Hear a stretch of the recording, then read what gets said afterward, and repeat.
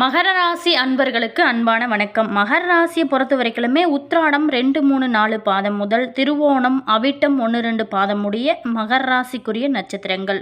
ரொம்ப கடின உழைப்பாளியாக இருக்கக்கூடியவங்களாகவும் சகிப்புத்தன்மை கொண்டவங்களாகவும் ஏதாவது ஒரு லட்சியத்தோடைய வாழக்கூடிய நண்பர்களாகவும் இருக்கக்கூடிய நம்மளுடைய மகர ராசி நேயர்களுக்கு சனி பகவானே ஆளக்கூடிய அன்பர்களுக்கு இனி வரக்கூடிய காலகட்டங்கள் எப்படி இருக்குது? இந்த 2026 பார்த்திங்களா, இந்த ஜனவரி மாதத்தில் நடக்கக்கூடிய யோகங்களையும் மேலுமே இந்த தை மாதத்தில் அவங்களுக்கு இந்த வாரத்தில் காத்திருக்கக்கூடிய சர்ப்ரைஸையும் நம்ம பார்க்க போகிறோம். மேலுமே இந்த பல வாழ்க்கையில் போராட்டங்களை சந்தித்து வந்த உங்களுக்கு இனி வரக்கூடிய காலகட்டங்கள் எப்படி இருக்குது, மேலுமே நீங்கள் எந்த வயசில் நீங்கள் ரொம்ப சாதிப்பீங்க அப்படிங்கிறது எல்லாமே இந்த பதிவின் மூலமாக பார்க்க போகிறோம். மேலுமே நீங்கள் செய்ய வேண்டிய முக்கியமான பரிகாரங்களையும் பார்க்க போகிறோம். வீடியோ பார்த்திங்கன்னா உங்களுக்கு ரொம்ப யூஸ்ஃபுல்லாக இருக்கும். வீடியோவை ஸ்கிப் பண்ணாமல் முழுமையாக பாருங்கள். வீடியோ பிடிச்சிருந்தா லைக் பண்ணுங்கள், கமெண்ட் பண்ணுங்கள், ஷேர் பண்ணுங்கள். நீங்கள் இன்னும் மாஸ் மல்டிமீடியா சேனலை சப்ஸ்கிரைப் பண்ணலன்னா சப்ஸ்கிரைப் பண்ணிக்கோங்க. கூடவே இருக்க பெல் பட்டனையுமே ப்ரெஸ் பண்ணிட்டு வாங்க வீடியோக்குள்ளே போகலாம். மகர ராசி ஒரு அருமையான ராசின்னு தான் சொல்ல முடியும்.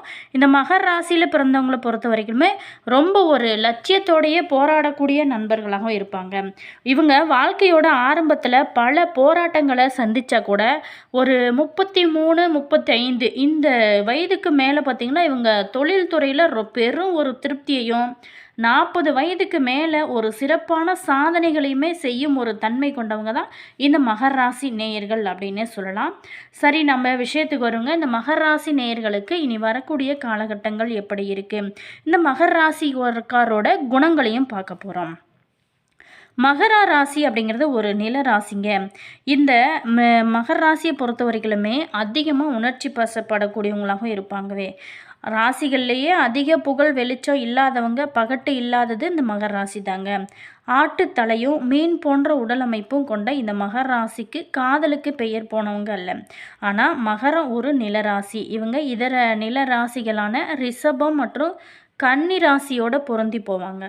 இவங்களை போன்ற சூழலுக்கு ஏற்ற மாதிரி பொறுத்து போகக்கூடிய சகிப்புத்தன்மை நிறைந்த மனிதர்களை வேறெங்குமே பார்க்க முடியாத அளவுக்கு இருக்கக்கூடிய நண்பர்கள் இவங்க அப்படின்னே கூட சொல்லலாம். மகரம் பார்த்திங்களா, ஒரு உறவுக்காக அதிக அளவில் தன்னை அர்ப்பணித்து கொள்ளக்கூடிய ஒரு ராசியா? பதில் என்னன்னா ஆம்னு தான் சொல்ல முடியுங்க. உறுதியாக தெரியாத போது கூட அவங்க உணர்ச்சிகளை பயங்கரமாக வெளிப்படுத்தக்கூடியவங்க.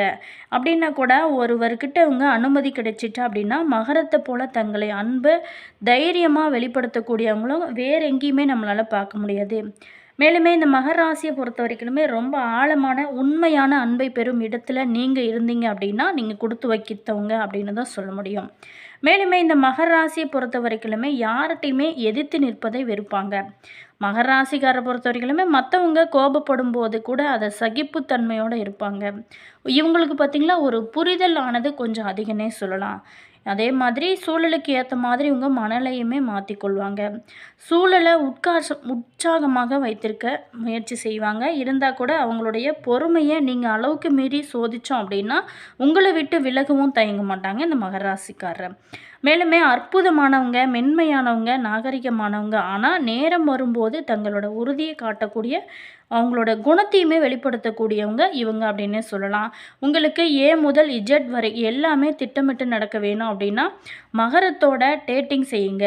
அவங்க ரொம்ப ஒழுக்கமானவங்க. திட்டமிட்டது தோல்வி அடைந்தால் என்ன செய்ய வேணும் அப்படிங்கிறது அவங்களுக்கு நிச்சயமாக தெரியும். மேலுமே இந்த மகர ராசியை பொறுத்த வரைக்குமே கடின உழைப்பாளிகள். எனவே அவங்க பிளான் பண்ணி எந்த ஒரு விஷயத்தையுமே செய்வாங்க. அதே மாதிரி நடக்க அவங்க எந்த எல்லைக்குமே செல்வாங்க. இதனால தான் ஒரு விசேஷம் அப்படிங்கணும் போது யாராவது மகர ராசிக்காரர்களை தவிர்க்க முடியாது அப்படின்னு கூட சொல்கிறாங்க. சரிங்க, இந்த மகர ராசி நேயர்களுக்கு இந்த 2026 இவங்களுக்கு எப்படிப்பட்ட ஒரு காலகட்டங்களாக அமைஞ்சிருக்கு அப்படிங்கிறத விரிவாக பார்க்க போகிறோம். இந்த 2026 தை மாதத்தில் மகர ராசி நேயர்களுக்கு பொறுத்த வரைக்குமே சூரியன், செவ்வாய், புதன் சேர்க்கையினால் ராஜயோகம் மற்றும் அதிகமான ஒரு தைரியம், பணப்புழக்கம் அதிகரிக்கும் ஒரு காலகட்டமாக தான் அமைக்க போகுது. மேலுமே ராசிநாதன் சனி தனஸ்தானத்தில் பலமாக இருக்கிறதுனால நீங்கள் எடுக்கக்கூடிய ஒவ்வொரு காரியத்திலுமே வெற்றி கிடைக்கும் வகையில் அமையும். பணவார்த்தை பொறுத்த வரைக்குமே ரொம்ப சிறப்பாக இருக்கும். அதே மாதிரி அரசியல் துறையில் இருக்கிறவங்களுக்கு சாதகமான ஒரு காலகட்டமாக அமைச்சிருக்கு. உழைப்பிற்கு ஏற்ற ஒரு அங்கீகாரம், உங்களுக்கு பாராட்டுகள் எல்லாமே கிடைக்கும் ஒரு ஆண்டாக தான் இந்த ஆண்டு உங்களுக்கு இந்த 2026ஆம் ஆண்டு ஆனது அமையப் போகிறது. மேலுமே இந்த மகர ராசி நேயர்களுக்கு பொறுத்த வரைக்குமே 6ஆம் இடத்துல குரு பகவான் இருக்கிறாருங்க.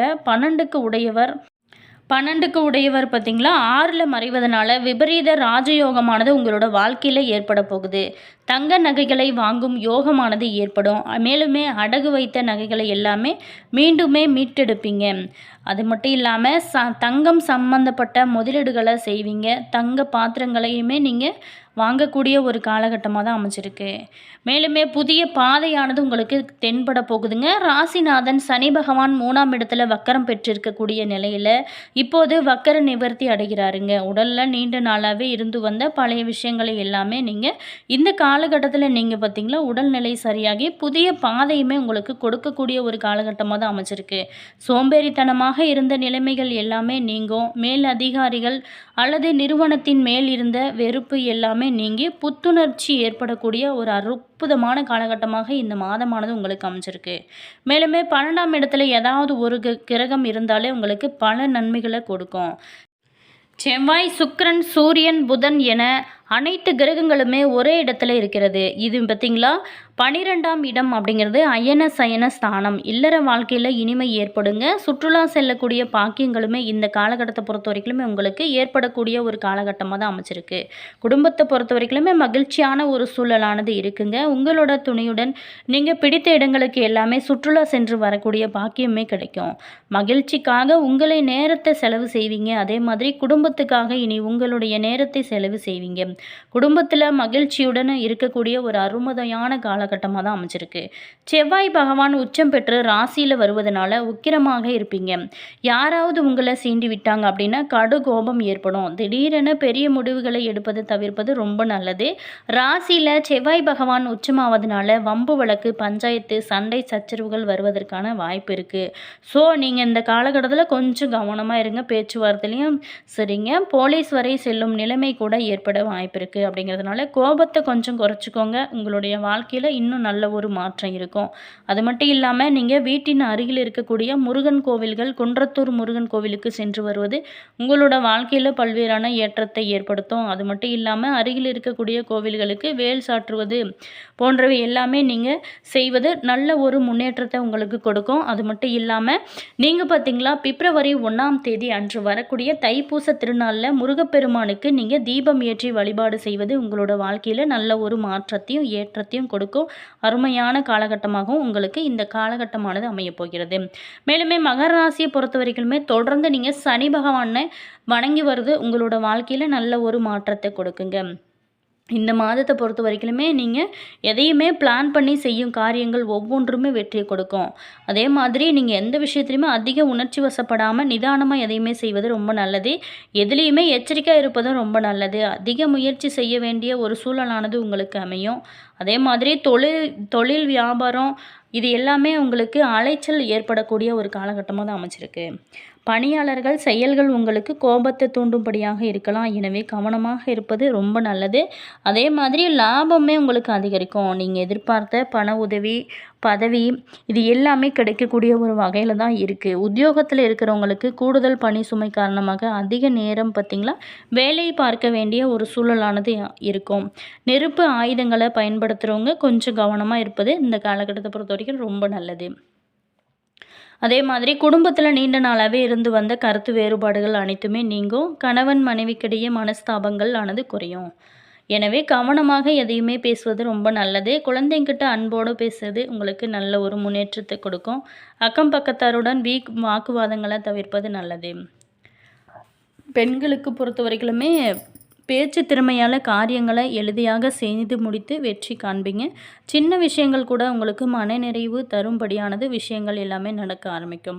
கலைத்துறையில் இருக்கிறவங்களுக்கு தேவையான பொருட்களை எல்லாமே வாங்குவீங்க. நீண்ட நாளாகவே செய்து நினைத்த ஒரு காரியத்தை செஞ்சு முடிக்கி மகிழ்ச்சியுமே அடைவீங்க. உங்களுக்கு மதிப்பும் மரியாதையும் அதிகரிக்கும் வகையில் தான் இந்த காலகட்டம் உங்களுக்கு அமைச்சிருக்கு.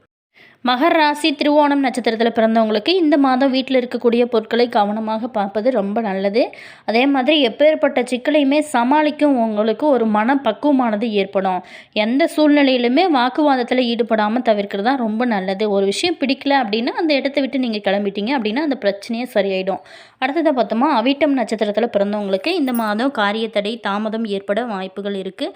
இருந்தால் கூட எல்லா பிரச்சனைகளுமே தீரும் வகையில் தான் இருக்க போகுது. அதற்கான ஒரு பரிகாரத்தை நீங்கள் செய்யும்போது நிச்சயமாக நல்ல மாற்றம் இருக்கும். செல்வ செழிப்பும் ஆரோக்கியமும் ஏற்படும் வகையில் தான் உங்களுக்கு இருக்குது. திடீர்னு மன வருத்தம் ஏற்பட்டு நீங்கும். வாகனங்களில் செல்லும் போது மட்டும் கொஞ்சம் கவனமாக போங்க, ரொம்ப நல்லது. அடுத்ததாக பட்டமா, உத்திராடம் நட்சத்திரத்தில் பிறந்தவங்களுக்கு இந்த மாதத்தை பொறுத்த வரைக்குமே உத்தியோகத்தில் இருக்கிறவங்க மேல் அதிகாரியோட கெடுபிடிகளை சந்திக்க வேண்டிய ஒரு சூழலானது அமையும். குடும்பத்தில் திடீர் பிரச்சனைகள் தலை தூக்கலாம். அதே மாதிரி கணவன் மனைவிக்கிடையே வாக்குவாதம், குழந்தைகளோட செயல்களால் உங்களுக்கு மன வருத்தம் ஏற்படும். மேலுமே இது எல்லாமே சரி செய்ய உங்களுடைய ஒரு அன்பான ஒரு பேச்சு இருந்துச்சு அப்படின்னா உங்களுடைய வாழ்க்கையில் நல்ல ஒரு முன்னேற்றம் இருக்கும். அதே மாதிரி நீங்கள் சனிக்கிழமை நாட்களில் உங்களுடைய சனீஸ்வர பகவானுக்கு நல்லெண்ணெய் தீபம் ஏற்றி வணங்கி வாங்க. எல்லா காரியங்களுமே உங்களுக்கு வெற்றியாக அமையும். உங்களோட வாழ்க்கையுமே சிறப்பாக ஆரம்பிக்கும். மேலுமே நீங்கள் பார்த்தீங்கன்னா நாளைக்கு முருகப்பெருமானுக்கு சட்கோண தீபம் ஏற்றி நீங்கள் 6 தீபம் ஏற்றி வழிபடும் போது உங்களோட வாழ்க்கையில் எவ்வளவு தடைகள் இருந்தாலுமே முருகன் அருளால் இனி வரக்கூடிய காலகட்டங்கள் உங்களுக்கு சிறப்பாக இருக்கும். வீடியோ பிடிச்சிருந்தால் லைக் பண்ணுங்கள், கமெண்ட் பண்ணுங்கள், ஷேர் பண்ணுங்கள். நீங்கள் இன்னும் மாஸ் மல்டிமீடியா சேனலை சப்ஸ்கிரைப் பண்ணாமல் இருந்தீங்களா சப்ஸ்கிரைப் பண்ணிக்கோங்க. கூடவே இருக்க பெல் பட்டனையுமே ப்ரெஸ் பண்ணிக்கோங்க. அப்போ தான் நாங்கள் போடுற ஒவ்வொரு வீடியோஸுமே உடனுக்குடன் நோட்டிஃபிகேஷனாக வந்து சென்றடையும். அதே மாதிரி உங்களோட கருத்து என்ன அப்படிங்கிறத மறக்காமல் கமெண்ட்ஸில் சொல்லுங்கள். அதே மாதிரி உங்களுடைய ஃப்ரெண்டு அல்லது ரிலேஷன் யாராவது மகர ராசி நேயர்களாக இருந்தாங்களோ அவங்களுக்குமே இந்த வீடியோவை ஷேர் பண்ணி விடுங்க, அவங்களுக்கு யூஸ் ஆகட்டும். மேலுமே உங்களுடைய இஷ்ட தெய்வத்தோட பேர் என்ன அப்படிங்கிறத கமெண்ட்ஸில் சொல்லுங்கள். உங்களுடைய ராசி என்ன, உங்களுடைய நட்சத்திரம் என்ன அப்படிங்கிறதையும் கமெண்ட்ஸில் சொல்லுங்கள். All viewers, thank you.